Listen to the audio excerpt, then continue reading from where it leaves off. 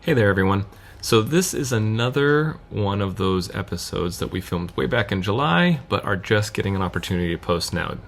Jen Sheffield is fantastic. She's had quite a journey. She may say that she started off and she's primarily a runner, but she is truly gravel through and through. So, I hope you enjoy this episode.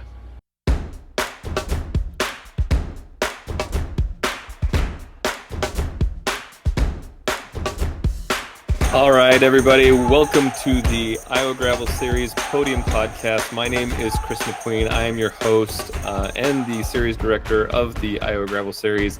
So excited to have you. And we are, of course, always blessed to have an amazing athlete on these podcasts. And this episode is no different. We have Jen Sheffield, who recently won, I think, if I'm right, defended her win for or defended her podium position on the Albia Holy Cow. So she has been on the podium a couple times there, and so we're super excited to chat with her. Jen, it is so wonderful to have you. Thank you. Thanks for hosting as well, Chris. Oh, no problem. So remind me, because I should know. I know this year you came in second. What was your standing last year? I was third. You were third. Okay. All right. So we've gone up a position. Yes. And what's interesting though is my time actually this year was slower than last year. So anyway. Well, it was a different course, and we definitely should talk about Albia and the course because I am interested in that. But I wanted to start off a little bit just getting to know you. So do me a favor, and for our audience and everything, tell us a little bit about you. Like, where are you from? Are you native to Iowa? And then we'll get into the whole cycling thing. Yeah. So my name is Jen Sheffield. I have lived in Iowa since 2012. I'm a Nebraska native. I grew up about 50 miles west of Lincoln. So kind of the heart of gravel, right? Like Lincoln, Nebraska.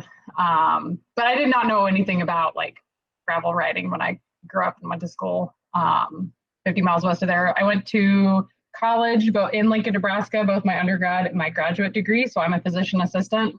I graduated from Nebraska Wesleyan for undergrad and then Union College for my physician assistant degree. And my first job out of school was in Ottumwa, Iowa. And didn't know anybody, moved to Iowa. And I guess I should back up. So getting to know me. So I got into cycling in probably my undergraduate year. So I'm a runner. Like that's my heart, my soul. Like that's where I think my heart and soul will always be because it's like my first love. That's what I always call running. Do you still run, or is that going to change the story? It does change the story quite a bit. Okay, then we'll hold off on that. You keep going. You keep going. You're originally a runner. I get it. I've heard that before. Runner. I started out doing like half marathons, full marathons, just absolutely, like I said, it's just like my first love when it comes to any of my sports athletics. And then as every runner, like I got injured, so I had to do something else. I had to get in the pool and I had to get a bike. And so I bought my first like real road bicycle when I was in Lincoln at this bicycle shop called Joyride, which is no longer, but I have a jersey. And anyway, so that was my first road bike, and I actually joined the cycling club that was there, and they were roadies, and so I got into like road cycling, and then I found my love for triathlon, and I did Olympic distance is the longest I've done. I don't know that I would ever want to do anything longer than that. We'll see. But for me, I've done a few triathlons, and I think for me the hardest part is the amount of training it takes as you get into it more and more, because it's a lot of hours between brick work, individual work, full three, everything. So yes, it's a second job. It is. It's a second job. Absolutely. Or third job for you, Chris. Fourth job. So it is. It's super time consuming, but it's just, running was really just my space for mental health during college and my ability to just cope mentally with everything. And so cycling kind of fell into that. But I would say triathlon was kind of like my second love because I got into that. I wouldn't have gotten into that if I didn't get injured as a runner and start cycling. And swimming, I just hate. I'm decent at it, but I hate it. Like I hate everything about swimming. It's inconvenient. It is totally inconvenient. But anyway, so anyway, I moved to Iowa, joined a multi-sport club in Ottumwa when I got my first job as I was an internal medicine physician assistant, which basically means I just took care of people 18 years and older at that time. And then ended up in Des Moines for a year, and then have been in Pella, Iowa since 2014.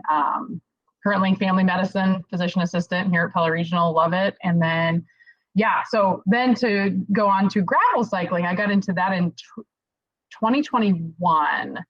Yeah, so it was like after the heart of the pandemic. We saw all these people on gravel bikes. My husband is an engineer, and he's like, why would anybody want to go and ride gravel? Like, it's dirty. And we grew up on gravel. Both of us grew up on gravel. We were farm kids. And we're like, why would you want to go do that? That's just like terrible. And then I don't even know what prompted us. We bought checkpoints. Both of us got checkpoints and started riding. We're like, this is really awesome. You don't have the traffic. There's not like UCI stuff or like US triathlon, or you know what I mean? Like, you don't, there's like none of that once I first started doing some of the like gravel racing. And the community was really cool. It seemed just, like triathlon is kind of it depends on your caliber and what you're doing, but it's just a little bit different atmosphere. I mean, if I had to, I don't know if I could compare triathletes to like dogs and cats sort of thing. I don't think that's what it is. But I think maybe if it was a dog breed, it'd be a very A-type dog breed. Like you're driven. You're driven, and you're going to do the best, and you're in it to really flex your prowess in multiple fields and everything. So I mean, every athletic sport I think has your A types, because I think that's where you're very competitive, and that's great. Competition is fantastic, but I think triathletes are a fantastic example of that, and so that's it's a good group. And then just like when I would do the Hy-Vee triathlon, when Hy-Vee was around, like that triathlon was really awesome, but you would see everything from the pros and the high caliber to everyday normal people. So anyway, so we got into gravel in 2021, and it's my kind of go-to cycling, or it has been now, just because you get to be out in nature. You get to see stuff that you'd never get to see on the road or on the bike trail. There's nobody out there. You see like farmers who typically are pretty nice and slow down, and like we love it. We love it way more than I ever anticipated that I would ever love it. And so actually then last year at Pisgah, it was preparation Pisgah. Now it's Soldier Cutoff or whatever it is. The whole rebranding was an effort to, I don't know. We'll see how it goes. Yeah. So I was actually on one of the descents. It was super sandy, and I was just going too fast, and I could feel my back wheel slip out. I put my foot down, and I felt a pop in my foot. At the time, I thought I had like ruptured my plantar fascia, and lo and behold, I actually ruptured what's called your peroneus longus off of my first metatarsal. So like really the arch of your foot's where I ripped it off from, and it needed to be surgically repaired. And so I actually had surgery August 29th. I ruptured it the 13th, had surgery the 29th. I was out for non-weight bearing 6 weeks. And anyway, so I'm coming up on my year anniversary of that. That was life altering for me in many ways, so many ways.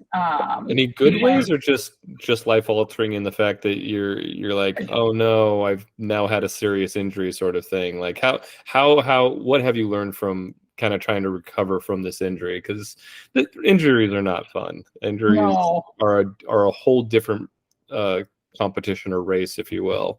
Yeah. So I should preface it with like, my problems overall are small, because I totally recognize that what happened to me is very small. I'm very blessed in what I have. So I'll start with that. But so like I was 6 weeks non-weight bearing. I had several different like complications. I ended up with this weird like bone contusion in my fifth metatarsal head that's not even related to my injury, and the surgeon really didn't know why. And they thought it was this thing called avascular necrosis, which is basically like your bone just dies, and we don't know why. But then I had a bone scan, and it wasn't that.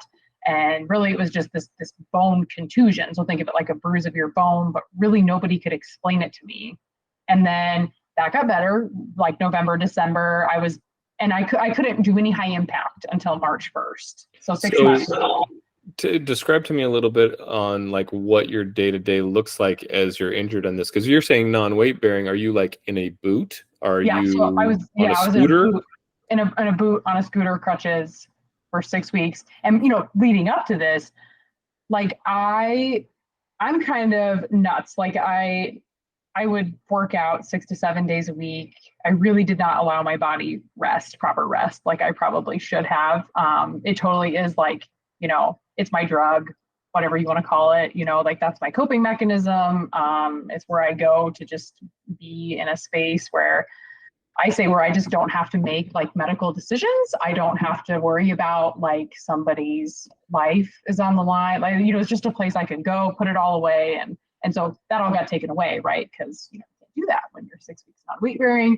And so I really honed my coping skills in life, because you can't just put all your coping skills in one basket. That's probably what I did. So what did you learn? How did you cope? So I very much started addressing like, I'm kind of a high functioning anxiety type A person. We talked about these triathlon people, right? Like I'm totally one of them. So I've been working actually with the University of Iowa. They have a sports clinical psychologist up there that has been super helpful at learning how do you train your mental muscles as much as training your physical muscles. It's just like physical therapy, but it's physical therapy for your mental health, for your brain, your coping skills. How do I cope with anxiety when I can't go out and run, when I can't go out and bike, I can't do the things I want to do? And I would have never done that, right? Because like I would have never done that had I not been injured. And so it's made me a better practitioner. It's made me a better clinician, kind of just understanding like what our patients go through, and, hearing news that's super unsettling and being the one to go home with it instead of like giving that to patients. Like I understand, to a degree now, like what is that like, And so it's maybe a better clinician overall, I would say. What do you mean by that? The giving it to someone else? Like, break that down for what do you mean? Because I kind of understand your role a little bit. I've been in a hospital. I've had to work with physicians and things like that. But like the mental part of it and what you're seeing and interacting with all day, that's a challenge into itself. So when you say bringing it home with you or not bringing it home with you, what do you mean by that? So like when for example, we'll just say like I end up diagnosing a patient with cancer and I give them that news. So for me as the clinician, when I give that news to them, I'm probably in the room a maximum, sometimes 20, 30 minutes. And then I move on, I go on with my day. But that person goes home and they have to cope with that, and they have to figure out, and they have to go to sleep with that. They have to wake up in the morning with that. And so clearly mine is not cancer. I do not have cancer, but getting news of like, well, we don't really know what's wrong with your foot, and we don't really know like when it's going to get better or if it's going to get better, and just being on the receiving end of that was horrible, but it was really good for me at the same time, because that gave me understanding and compassion that I don't think I would have ever had, had it not been me in that position. So I think that's I get that. That makes a lot of sense. And so I have a question for you that kind of goes a little bit deeper, but then we're going to bring it back to gravel and stuff a little bit. So I'll ask you both questions so we kind of know where we're going. So my first question is, what are some things that you've learned recently about coping with the unknown, or like being okay with that unknown, when you go home with news or things? So the unknown is an interesting topic to me. And then I want to maybe see if we can flip that a little bit and go into this topic of gravel and cycling and going into something, because I know before we got on the call here, we talked about how, man, one of the things that would always be wonderful is to see more women in gravel.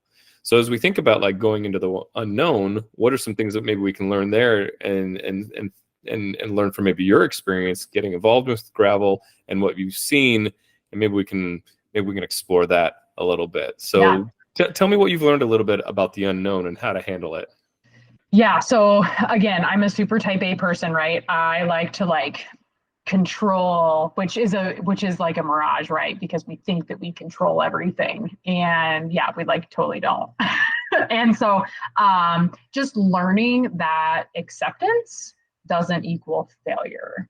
I think that's the biggest thing for me coming out of this, is that just because you accept your situation, insert whatever, problems as humans that we deal with all the time that's unpredictable, that does not mean that you're a failure. That does not mean that you're giving up, and acceptance is okay. And letting go is okay. That does not mean you're less of a person.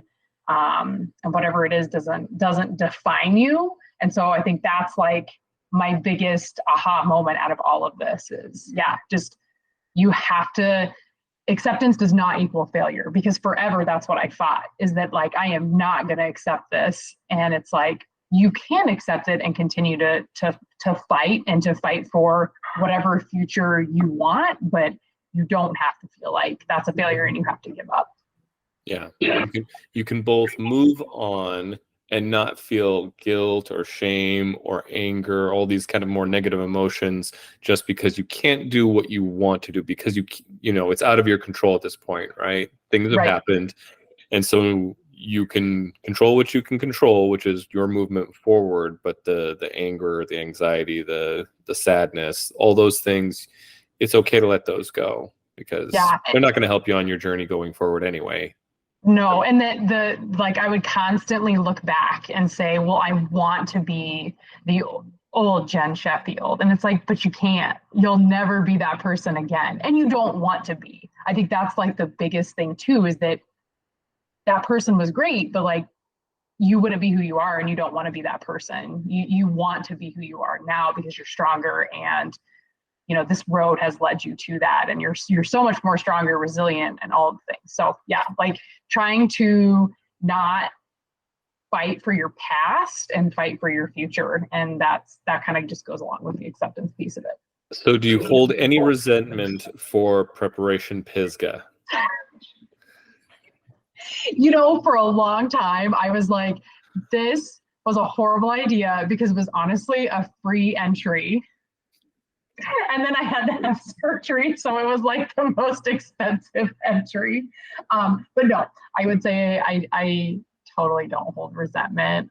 It was a freak deal, right? Like, it just happened. And so, I honestly have debated coming back to Pisgah. That's kind of my, I have two camps of I want to come back and have victory. And really, victory means for me just maybe not walking on my bike. And then there's the other piece of me that I'm like, I don't know if I'm ready to do it. I understand. Pisgah is a little, and this was actually the reason for a little bit of the rebranding, because the Hebrew word Pisgah means summit, which I liked. I'm like, okay, this is good, and it's in Pisgah, Iowa, which has a very interesting, colorful history as well. But Pisgah is an area that I absolutely love, but first of all, it is the only place in Iowa where I've ever had to go up a hill and then up a hill and then up a hill. Like usually you go up a hill and then you go down a hill and then you go up a hill and then you go down a hill. That's how Iowa works, or Nebraska works. But Pisgah is different. You go up and then you will go up more and then you go up more, which is fun for me. I grew up in the West, so I like the climbing thing. But also the other part, and I tell this story a lot, Pisgah is the only race or route where every time I do it, and I do the 138th trail, my Garmin says, "Congratulations, you have a new max heart rate." And it is challenging, but it's not a full century. It's beautiful, it's gorgeous in my opinion, but it's a different race than I think a lot of the other stuff that you see in the Midwest. Totally agree. Yeah. The one hill at the end, like you said, I don't know if you've ever done Tomraw, the tour of the Mississippi River Valley. It's up in northeastern Iowa. So that has a hill that goes up and up and up, but it's on concrete. It's on, like on road bikes. And so that's a totally different ballgame than gravel. But we joke that it's like the Tom Rav of gravel with sand. Well, the sand's at the end, not while you're going up, usually, right. so far. And we'll see. It really depends on just kind of like what kind of moisture we got. I mean, last year was super, super dry. We're getting rain a lot right now, which will either mean we have a crazy rutted out roads or something, because Harrison County, they manage their Class B roads just a little bit differently. So Gotcha. So will we? Do you anticipate? Do we anticipate seeing you in Pisgah in August? Stay tuned. Okay. I'm not sure yet. I'm actually looking at doing a time trial potentially, but I don't know yet. Okay. We'll see. That's fine. We've got other races that we'd love to have you on as well. Yeah.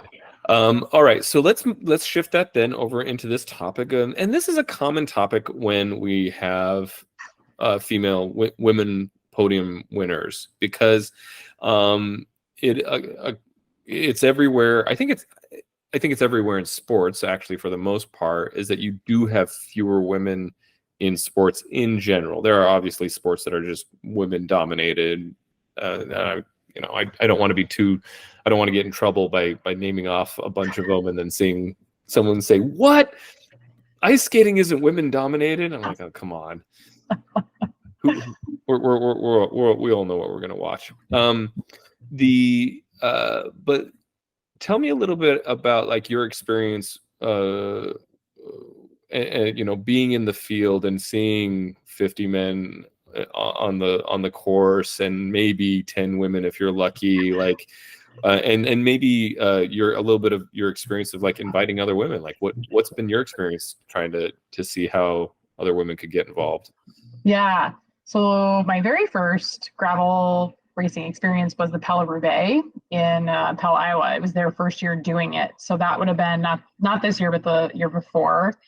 And it was 30 to 40 mile an hour winds from the south. And the route first went kind of south, went in this like counterclockwise fashion around Pella. And so I remember showing up, and it was in a church parking lot.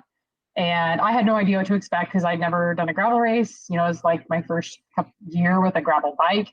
And, I've got like my handlebar bag and I've got my gas tank bag, and I show up and there is all of these men, and they look like they're seriously riding, road bikes with nothing on it.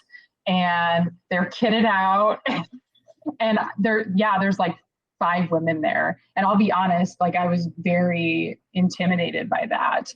I kind of didn't know what to do. So I thought, well, I'll just kind of hang out in the back, which was a terrible idea because you're by yourself then for the whole gravel race.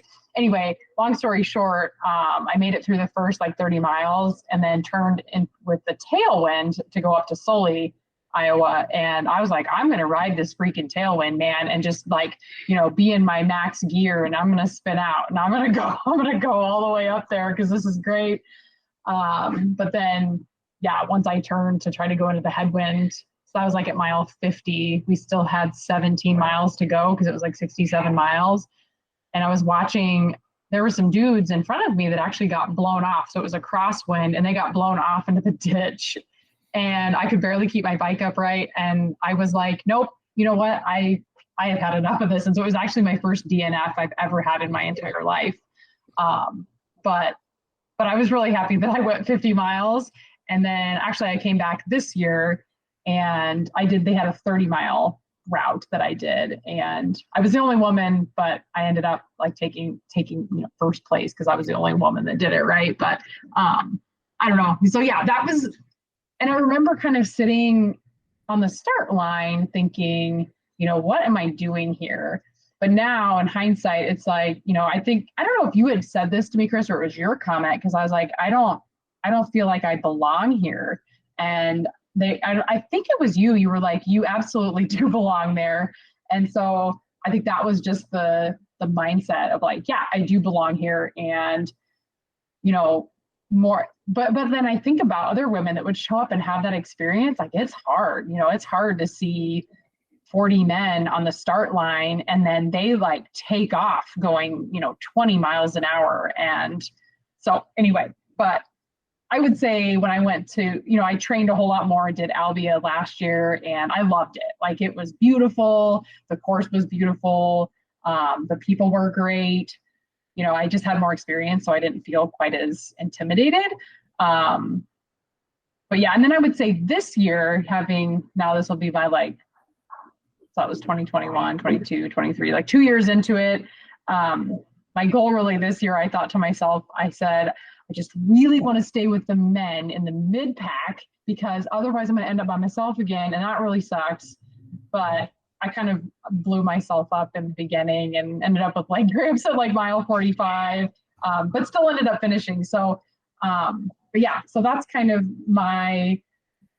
I would tell women that like, you do belong there. You do belong there and don't feel like that you don't, even though it is really hard because you show up and you're one of like 9 women and you're looking at all of these men that, like I said, you kind of feel like maybe you don't fit in or you don't belong there, but you totally do belong there. Yeah, you do. For me, gravel, my ambition is always that if you looked across any sort of room or big group of people, that gravel would just kind of look like that. Like, I think that it's a sport that is really attainable for both fitness and adventure and competition and community. It works best when it has all those elements together. And that means that we have to have like everybody there to kind of like remind us that this is what it is. And as I was listening to you, I guess I had maybe a couple questions. The first was, did you stay with the mid pack, and how was that drafting were you able to stay with a bit of a pack there and draft or stay with a group and work with a group? So I forgot that Albia, the elevation and hills come so early. They come right out of the gate. And so there was one point where I looked down, I was trying to hang out. I think it was some of the Presto guys maybe. And I hung with them maybe 8 miles or less. But I looked down at one point and I was going like 20 miles an hour and my heart rate was like 175, 180. And I told myself, I was like, you just can't be stupid. This is bad. Like, you can't, you're at mile 10. This is not how you train. And so they totally took off up a hill and, blew me away. And so that was kind of the end of it. So I don't know that they were necessarily like mid pack. Maybe they were like back or front, middle. I don't know. But so, yeah, I tried. I'm trying to remember if Chris Neely was part of Presto or a different group. There were some fast guys on Presto, and there were some Presto's kind of an interesting team because they have there were guys all over the spectrum, I guess we can say there. Yeah. So yeah. So yeah, no, to tell you, yeah. So 10 miles, I think, is when I got dropped. But part of it was I just told myself I couldn't do that. I couldn't hold on at 20 miles an hour because my husband said he could see my live track and he saw my speed and my heart rate and he was like, you have got to slow down. And he was absolutely right. But it was, I kind of just had gone out with like guns a-blazing. I'm not going to get left behind. And then I got left behind after mile 10 for, whatever it was, 45 miles. I mean, I was one guy for a while, but anyway.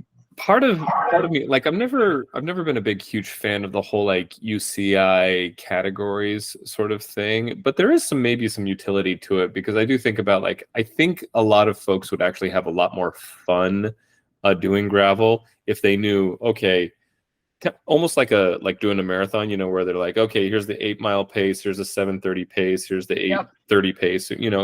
If we could have a bit larger field or when we have more larger fields, being able to categorize that a little bit and say, okay, you know what, we know what we're going for, we know what our pace is, let's work together. Because I mean, cycling, you get so much added efficiency benefits, way more than even running, when you can get in a team of folks and work together.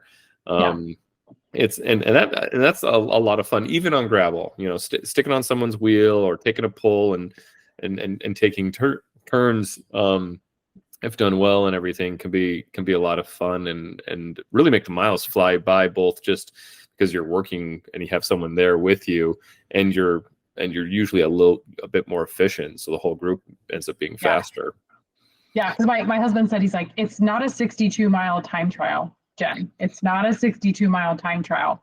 And, because we love Tour de France. We watch Tour de France, and there's actually like a Netflix documentary that came out on that this year. And I guess I had an idea of how much of a team sport it is, but I mean, that's what it is. It's totally a team sport. None of those guys are going to make it to the finish line without each other. And so, yeah. So anyway, that was. And as a team, they've decided who's going to win for their team for the most part. And there was I think it was the third leg this year or something like that, where there were two guys, and one guy was trying to get best climber green jersey, I believe. And so he went off the front with another guy, and they worked the whole thing together, not to win the stage or anything, but just because one guy wanted some more points and the other guy wanted to make sure that he secured his climbing things, and the rest of the peloton's like, we don't care. Yeah, we don't care. And they went off and did their thing, and that's fine. And it makes me wonder. I don't know, because I'm not a woman. I'm two, I've never done this before. But like, what would happen if you got to a race and there were 10 girls there, 10 women, everything, and you said, hey, what would you think about working together today? Do you think that would be scary to do? I actually thought about it this year, but then I didn't do that. I don't think it would be scary, but I think it would be maybe, if some of the women if you don't ride in a pack, that can be really kind of intimidating, because you really do. I mean, part of it too that's scary for me is, like, I ride with my husband all the time, so I know exactly kind of what he does, what his body signals are. And when you're on gravel, it's not like pavement, you got to pick your line, and there's crap in the road. And so I do think that that's potentially a little bit more intimidating from that standpoint. But I don't think now, if I showed up at a race and there were 10 women, I don't think I would be afraid to say, like, hey, do you guys want to try to work together? I think I would be okay with asking that question. Yeah. I know I had never met Linda Cooper, who took first place at Albia this year, but I know that she's a very active racer, and she's very strong, and she's been doing this a while, and just great competitor. So I hope I get a chance to talk to her on the podcast and everything. But I do know Nancy Bowery, who came in third, and she has the first group that I ever started riding with over here in Western Iowa was a little tiny group just called the Limestoners. And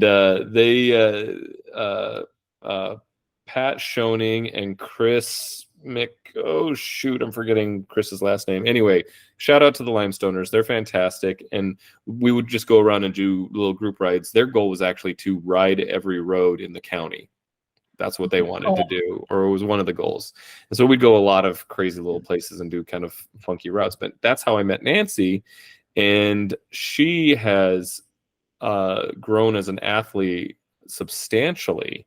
And so I look at that and I go, you and Nancy could have very well, maybe working together, could have maybe closed quite a bit of a gap on Linda, just putting that out there into the universe as an option. So for me, I'd love to see those things happen. For sure. Yeah. No, Linda actually has done the Pella Roubaix here twice, and she's, taken podium number one both times. And like, it's a beast of a course, just because it's in April too. So you have no idea, like this year it's freezing cold. And like, Linda, I'm pretty sure hangs out with some of the lead dudes in the pack, like in the front of the pack, or, somewhere up there. And so anyway, yeah, like I think I would definitely, I don't know how old Linda is for sure, but definitely would want to be her as I move up in the masters, if that masters, division, Yeah. Well, and there was another person, Heather, that was on the course, and I mean, I think you passed her, or she was in front of you guys for a while, and then you ended up passing her because I think she got a double flat, is what I heard. Is that going through the Class B section in Stevens State Forest, that there was a steep downhill, and then it went across a dry river crossing or stream crossing. It wasn't very big, but it had larger rocks in it, which is unusual for Iowa. Even finding large rocks can be tricky, but she apparently hit that and just, oh, so unfortunate, double flatted going through it. And I think that slowed her down quite a bit. And I think that you and Nancy ended up passing her after that. I don't know if that's true, but that's kind of what I thought happened. I don't ever remember seeing Heather. So I passed Linda. She got a flat. Linda had a flat at some point because she had her bike upside down. And so I passed her going on a level B. And I remember in my head thinking, I was like, oh my gosh, I just passed Linda. And I think that was probably, I pushed pretty hard up until mile 45. And then that's when I blew up. I've never had leg cramps like I had this year. That's kind of another thing I'm trying to figure out, if it's just, I've been kind of not off for a year because I've really been training hard since I've been cleared to cycle. But it was going up the second steep climb that was on our Garmin. There was 2 climbs left. And I really had no warning, both like my quads and my hamstrings, both completely cramped. And I got off my bike, and here's Linda. She comes up this steep ascent, and she stops, and she was so sweet. She's like, oh my gosh, are you okay? And I was like, no, absolutely not. I am not okay. And there's nothing you can do for me. And she's like, do you need some electrolytes? And I'm like, no, I have drank more than I know what to do with. And, I just really had to walk. I had to walk it off. But she was so nice, stopped. And then she got back on her bike, and I saw her take off, and I was like, oh my God. Kind of felt, demoralized at that point in time. But yeah. I mean, you're still in second place. You were still in the game, but yes, I hear that. And cramps are definitely one of the worst things, right? I know what to do if my back hurts. I know what to do if my stomach. Well, stomach issues and GI issues, I think, can be equally frustrating, and I think maybe they're all kind of connected. But certain injuries and stuff, you're like, okay, there's a plan. I know what we can do. But cramps, everybody's different. Like the medical world, as far as I know, and I only listen to the Trainer Road podcast or things like that.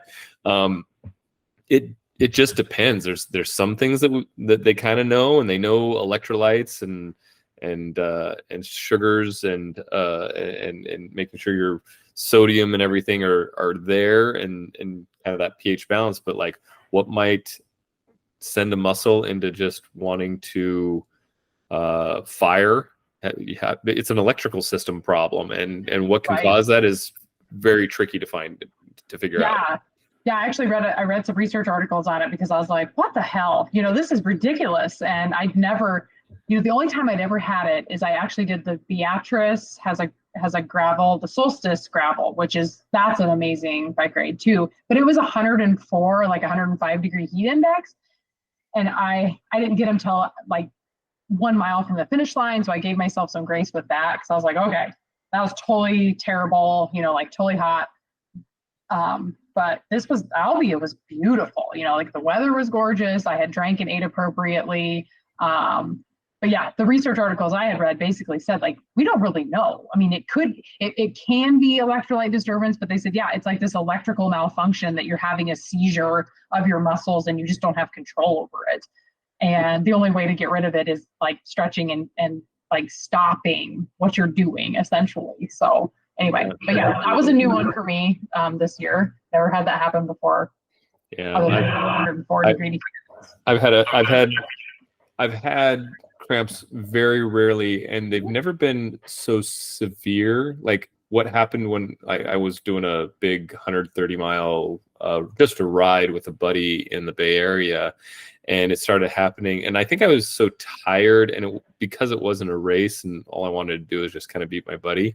It just made me laugh. I was sitting there just laughing at my legs, shaking and stuttering, and I'm like, I'm not controlling that. That's kind of fun. That's kind of interesting, but it it wasn't a competitive environment where you're trying to get stuff done, sort of, so to speak. So it's up a hill, right?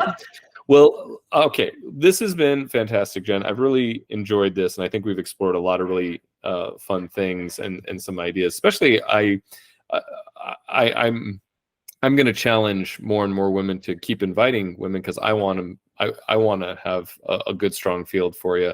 But also, I think we need to, personally, I'll put, my little soapbox. I think the biggest invite that I would give to women in the gravel area is freaking just work together, because you just don't be afraid to work together. And I think that might be, I don't know, maybe I'm out of line, but I think that's something that I would encourage more totally folks to do. So, yep. So I'm curious then, kind of as our wrap-up question here, if you had a magic wand, and we've talked about women and everything, but anything you could just magically wave a wand, and this could be gear, this could be industry, this could be the community, anything that if you could just magically wave a wand and it would change, and you think for the better, what would you do?